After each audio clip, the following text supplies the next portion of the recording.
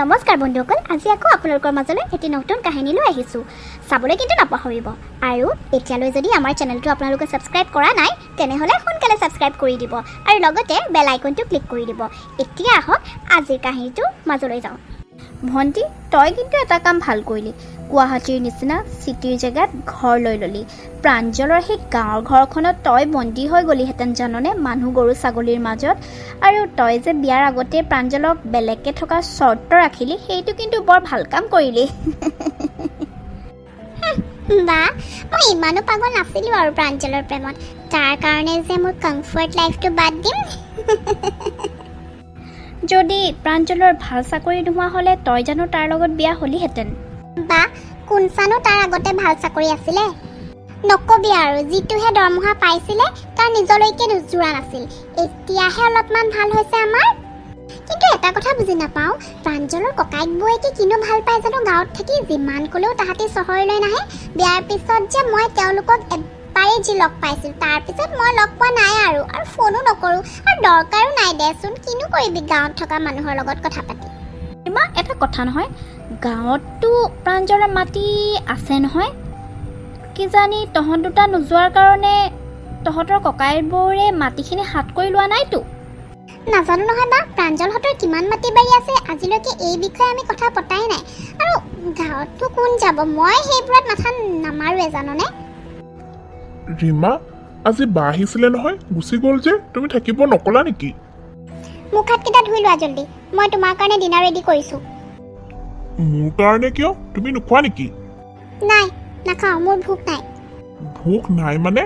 আজিলৈকেতো তুমি কেতিয়াও ডিনাৰ নকৰাকৈ নাথাকা। আচ্ছা, বুজিলোঁ, বা আহিছিলে নহয়, নিশ্চয় কিবা কথা লগাই থৈ গৈছে ন। চুপ থাকা, মই সেইকাৰণেতো মোৰ বাক আজি থাকিবলৈ নক'লোঁ। যিকোনো কথাতেই তুমি কেৱল মোৰ ঘৰৰ মানুহক দুখ দিয়া। তেনেহ'লে আৰু কি কথা থাকিব পাৰে, তুমিয়ে কোৱাচোন ৰীমা। চোৱা প্ৰাঞ্জল, গুৱাহাটীৰ নিচিনা জেগাত আজিকালি চলিবলৈ কিমান টান তুমিতো জানাই। মোৰ বাৰ ওচৰত দামী দামী জুৱেলাৰী, গাড়ী এইবোৰ আছে, বাট আমাৰ ওচৰত কি আছে হা? বছ দুটা ৰুমৰ এটা সৰু ফ্লেট। আজি প্ৰায় তোমাৰ গাঁৱত থকা প্ৰপাৰ্টিৰ কথা সুধিছিলে, কিন্তু মই কথাটো গুৰুত্ব নিদিলোঁ, কাৰণ মোৰ ওচৰততো তাৰ কোনো উত্তৰেই নাই। শুনা না, যদি আমাৰ ওচৰত তেনেকুৱা কিবা প্ৰপাৰ্টি আছে তেনেহ'লে সেইখিনি বিক্ৰী কৰি আমি আমাৰ ইচ্ছাবোৰ পূৰা কৰিব পাৰিম জানানে। তুমি দেখিছাইচোন ইয়াৰ লাইফষ্টাইলবোৰ কিমান লেভিছ। কৰা কৰা, নিশ্চয় কৰা। যদি তোমাৰ মা দেউতাই তোমাক মৰমত কিবা দিব বিচাৰিছে, তুমি বিক্ৰী কৰা, ৰাখা, সেইটো তোমাৰ কথা, তাত মোৰ ক'বলগীয়া একো নাই। উফ, মই তোমাৰ প্ৰপাৰ্টিৰ কথা কৈ আছোঁ, যিখিনি গাঁৱত আছে। তুমি তোমাৰ দাদা বৌক কৈ দিবা যে তাহাঁতে আমাৰ মাটিখিনি কিনি লওক আৰু আমাক টকা দি দিয়ক। ৰীমা, কিনো সৰু ছোৱালীৰ নিচিনা কথাবোৰ কৈ আছা? দাদাহঁতে নিজেই চোন দিনটো পথাৰত খেতি কৰি দুবেলা দুমিঠি খাই আছে, তাহাঁতিনো ক'ত আমাক টকা দিব পাৰিব? আৰু এটা কথা নহয়, মোৰ গাঁৱৰ মাটিখিনি কেতিয়াবাই বিক্ৰী কৰা হ'ল মোৰ পঢ়াৰ নামত। উফ, কি যে ঘৰ এখনত মই বিয়া হ'লোঁ নহয়, মানে মোৰ নিজৰ ইচ্ছাবোৰ মই কেতিয়াও পূৰাই কৰিব নোৱাৰোঁ। ৰীমা, তহঁতৰ বিয়া হোৱা 2 বছৰেই হ'ল নহয়, ল'ৰা ছোৱালী এটা কৰি নলওঁ কেলে? কিমাননো আৰু অকলে অকলে থাকিবি?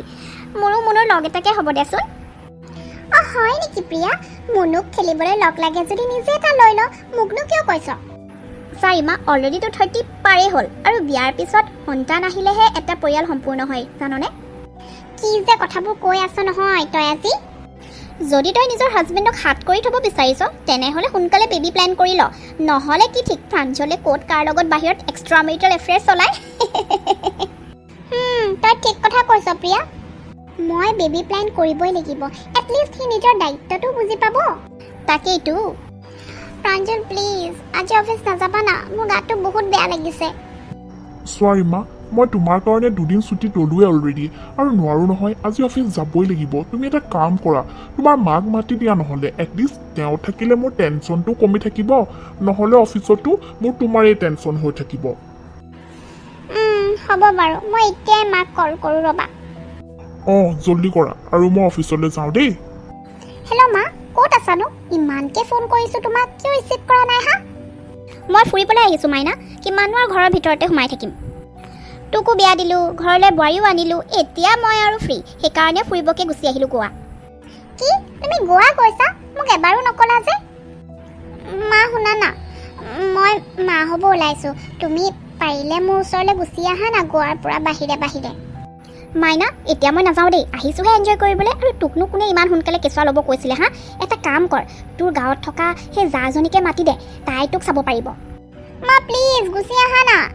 নোৱাৰোঁ দেই মাইনা, বেয়া নাপাবি, মই আৰু জেগা ফুৰিব আছে। এটা গ্ৰুপত আহিছোঁ, টিকেট কেনেকৈ কেঞ্চেল কৰোঁ হা? তয়ে কচোন, মোৰ টকা পানীত পৰিব গোটেই।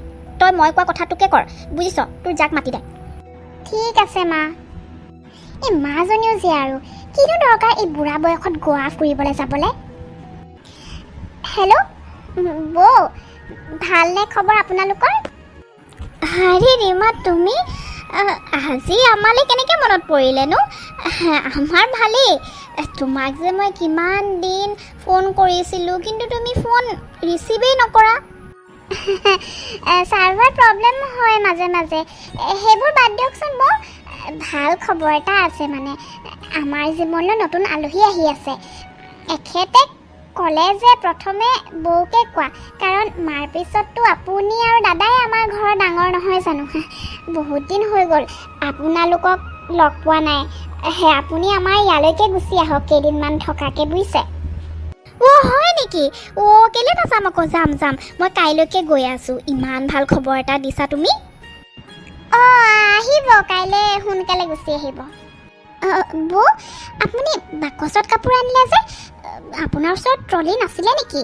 আৰু আপোনাক কোনোবাই দেখি একো সোধা নাইতো? নাই নাই ৰীমা, কোনে একো সোধা নাই। অহ থেংক গড। আৰু সুধিলেও আপুনি মোৰ লগত কথা পাতিবলৈ ক'ব দেই, কিন্তু আপুনি একো নক'ব হা। মানে আমাৰ ছ'চাইটিৰ মানুহবোৰ বৰ নিজকে ষ্টেণ্ডাৰ্ড দেখায়। আপুনি গাঁৱৰ বুলি গম পালে ঠাট্টা কৰিব। সেইবোৰ বাদ দিয়া, তুমি ঠিকে আছানে? ক'তনো বৌ, মোৰ গা আজিকালি ভালেই নাথাকে। আৰু তাতে আমাৰ কাম কৰা ছোৱালীজনীও ছুটীত আছে। চব কাম মই অকলেই কৰিব লাগে এনেকুৱা কণ্ডিশ্যনতো, জানেনে? ৰীমা, এতিয়া তুমি আৰু চিন্তা কৰিব নালাগে। মই আহিলোঁ যেতিয়া তোমাৰ পূৰা ধ্যান ৰাখিম।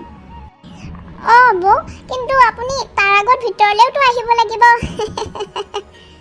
ৰীমা, আহা ভাত খাই লোৱাহি। বা বৌ, কি ৰান্ধিছেনো? ইমান ধুনীয়া গোন্ধাইছে, মানে খাওঁ খাওঁৱে লাগি গৈছে পাই। বা মোৰ মায়ে ঠিকেই কৈছিলে, বৌক মাতি মোৰ ফাইদা হৈছে। বৌ শুনকচোন, বেয়া নাপায় যদি বাথৰুমত থকা কাপোৰখিনিও ধুই দিব না। অঁ ধুই দিম, তুমি চিন্তা নকৰিবা। যোৱা তুমি ভাত খাই লোৱাগে। বৌ, আজি ভাত খাই যে ইমান ভাল লাগিছে নহয়। বহুত দিনৰ পিছতহে ইমান ভাল খানা খাইছোঁ, জানেনে? পিজ্জা, বাৰ্গাৰ, নুডলছ সেইবোৰতো একো বনাবই নাজানে। ভাতকেইটা বনাব জানিলে কিবা ভাল খানা বনাবলৈ জনা হৈ যায় নেকি হা? আজি মই বাহিৰতে খাম, তুমি প্লিজ মোক লৈ যোৱা না। ৰীমা, প্ৰাঞ্জল, ময়ো যাম, মোকো লৈ যোৱাচোন তোমালোকৰ লগত। ইয়াত অহাৰ পৰা ক'তো ফুৰিব যোৱাই নাই নহয় মই। বৌ, আপুনি ঘৰতে থাকক, আমাৰ পিছে পিছে ঘূৰি ফুৰিব নালাগে, বুজিছে? আমি অলপ দূৰলৈ যাম। অঁ ঠিক আছে, যোৱা তেনেহ'লে। বৌ শুনকচোন, ঘৰৰ ৰাচনবোৰ ইমান সোনকালে শেষ হৈছে যে, আপুনি কাৰোবাক দিছে নেকি বাৰু? ৰীমা, কাকনো দিম? মোৰ ইয়াত কোনো চিনাকি নাই নহয় তোমাৰ নিচিনাকৈ। এটা কথা, বস্তুবোৰ অলপ চাই চিতি খৰচ কৰিব, যিহে দাম ইয়াত। অঁ ঠিক আছে। হেৰি শুনাচোন, আজি মানে তোমালোকৰ দাদা আহিব। তেওঁ তোমাৰ ভাল খবৰটো পোৱাৰ পৰা থাকিবই পৰা নাই। অ' আহিলে আৰু এজন আমাৰ ইয়াতে ফ্ৰী খানা খাবলৈ। শুনিছানে? আমাৰ বোৱাৰীয়ে মই অহাৰ কাৰণে বেয়া পাইছে চাগে। তাই এনেকৈ গুচি গ'ল যে, মোক দেখি মাত এষাৰো নিদিলে। মই নহ'লে গুচি যাওঁ নেকি কাইলৈকে? ঠিক আছে, কিন্তু আপোনাৰ মিটিং আছিলে যে? আজিয়ে কৰি ল'ম আৰু দিয়া। বৌ শুনকচোন, আজি বোলে প্ৰাঞ্জলৰ অফিচৰ পৰা মানুহ আহিব ভাত খোৱাকৈ। আপুনি পাৰে যদি বনাই দিবচোন সোনকালে। অঁ ঠিক আছে, বনাই দিম বাৰু। আৰে ছাৰ, আপুনি ইয়াত আমাক খবৰ নিদিলে যে? আৰু মেডামো আহিছে নেকি আপোনাৰ লগত? প্ৰাঞ্জল, তুমি কোৱা নাই যে ছাৰ আৰু মেডাম তোমাৰ ৰিলেটিভ হয় বুলি? চৰি ছাৰ, একচুৱেলি প্ৰাঞ্জল, ছাৰ আৰু মেম আমাৰ কাৰণে প্ৰেৰণা হয়। গাঁৱত থাকিও এওঁলোকে ইমান ডাঙৰ কোম্পানীৰ মালিক হয়। We want to be just like you sir. Sir, আপোনাৰ হয়তো ভুল হৈছে, এওঁলোক আমাৰ দাদা আৰু বৌহে হয়। নহয়, মিল্ক ট্ৰেড নামৰ কোম্পানীটোৰ অ'নাৰ ছাৰ আৰু মেম হয়। দাদা, মানে মই তোৰ কোম্পানীত কাম কৰি আছোঁ। তই কেতিয়াও কোৱা নাই যে তই ইমান ডাঙৰ কোম্পানী আছে বুলি। তোক কোৱা হ'লে জানো তই চাকৰি কৰিলেই হ'লে মোৰ কোম্পানীৰ আণ্ডাৰত। তোক যে জবৰ লেটাৰখন পঠাইছিলে, একচুৱেলি ময়ে কৈছিলোঁ মোৰ PA-টোক পঠাবলৈ। হে ভগৱান, মই এতিয়া কি কৰোঁ বাৰু? বৌক মই ইমান বেয়া ব্যৱহাৰ কৰিলোঁ, কিন্তু তেওঁ ইমান ধনী হোৱাৰ পাছতো কেতিয়াও অহংকাৰ কৰা নাছিলে।